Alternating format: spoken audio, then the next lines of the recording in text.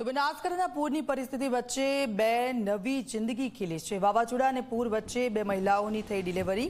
ગામમાંથી મહિલાઓનું રેસ્ક્યુ કરી સુઈગામ આરોગ્ય કેન્દ્ર લવાયા છે। ગામમાં બોટમાંથી રેસ્ક્યુ કરી એમ્બ્યુલન્સ મારફતે તેમને લઈ જવામાં આવ્યા। આરોગ્ય કેન્દ્રના સ્ટાફે ડિલિવરી કરાવતા પરિવારમાં ખુશીનો માહોલ જોવા મળ્યો। સુઈ ગામમાં સર્જાયેલ પૂરની પરિસ્થિતિ વચ્ચે એક તરફ તારાજી સર્જાઈ હતી તો બીજી તરફ બે જિંદગી ખીલતી પણ દેખાઈ।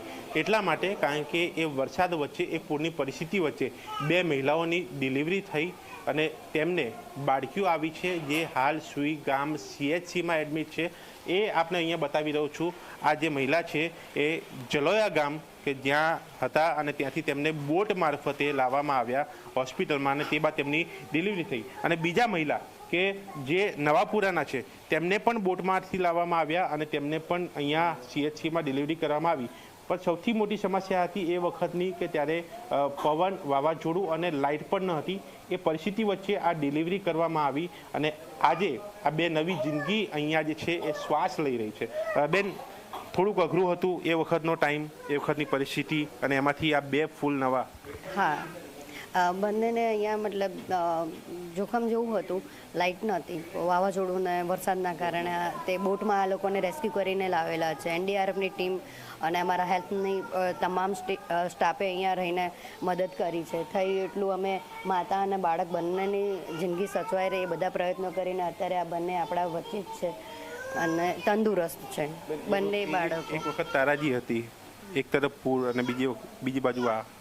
હા હતું, થોડુંક એ હતું। માતાઓને બી એટલી ગભરાયેલી હતી ઘરેથી આવી પરિસ્થિતિ જોઈને એ વાવાઝોડામાં અને પૂરમાં આવ્યા, થોડાક વધારે ગભરાયેલા હતા પણ એમને આશ્વાસન આપીને શાંતિ રખાવીને કે આપણે બધા એક જ પરિવારના છીએ, અહીંયા એમને કોઈ તકલીફ નહીં પડે, બેઠા છીએ, પૂરો સ્ટાફ બેઠો છે, હેલ્થ ડિપાર્ટમેન્ટ પૂરું એમની સાથે છે, સાથ સહકારથી એવું એમને આશ્વાસન આપી એમને જમવા રહેવાની દરેક સુવિધા આપીને અત્યારે અહીંયા જ છે।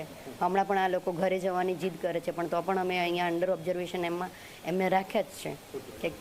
બેન, કેવું લાગે છે? પૂર તમે જોયો, બોટમાં આવ્યા, થોડીક એવું માહોલ હતો કે શું થશે શું નહીં? બીક લાગતી હતી? કોઈ બીક લાગતી હતી કે કોઈ બીક લાગતી હતી કે કઈ થઈ જશે એમ? બીક તો લાગે જ ને, મેન વાવાઝોડું ને એવું હતું। પછી તમને કઈ રીતે લાયા હતા? અમે હાલ તો બોટમાં આવ્યા। હવે શું કહેશો? બાળકી આવી હે બાળકી આવી છે, શું કહેશો? ખુશી છે, બેન બોલી નથી શકતા પણ ખુશી છે। બેન, તમારું શું કહેવું છે?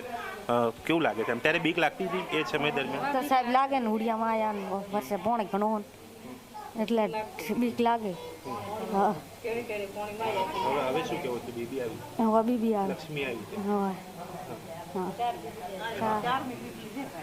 ચોથી બેબી છે। અને વાત એ નથી પણ વાત છે પૂર વચ્ચેની અને તેની વચ્ચે થયેલા રેસ્ક્યુ અને ડિલિવરીની અને તે બાદ આ બે બાળકીઓ જે જન્મ લીધો છે।